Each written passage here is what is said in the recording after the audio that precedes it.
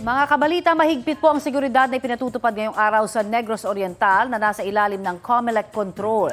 Kumustahin natin ang sitwasyon doon sa Balita Live ni Nico Sereno ng GMA Regional TV Balitang Bisdak. Nico?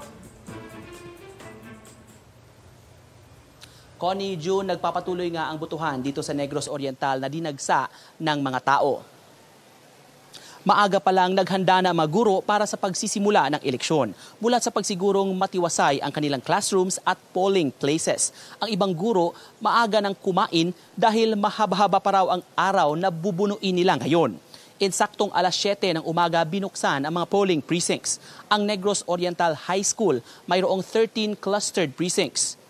Siniguro ng paaralan na nasa ground floor ang lahat ng polling places para hindi mahirapan ang senior citizens at PWDs. May mga PPCRV volunteers namang nag-a-assist sa mga botante sa paghahanap ng kanilang presinto.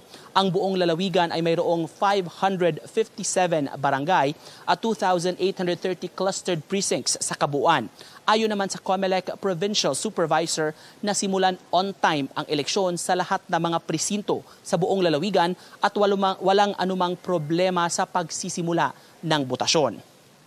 Nanatiling mahigpit ang seguridad na ipinapatupad dito sa lalawigan na under COMELEC control ngayon. Pinapanalangin ng mga opisyales na maging matiwasay at mapayapa sa kabuuan ang barangay at SK elections. Connie, June. Maraming salamat, Nico Sereno ng GMA Regional TV Balitang Bisdak. Balita ko, may tututukan kayo tuwing 10:30 a.m. sa GTV.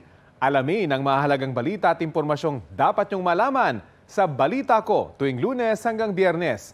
Mag-subscribe din sa GMA Integrated News sa YouTube.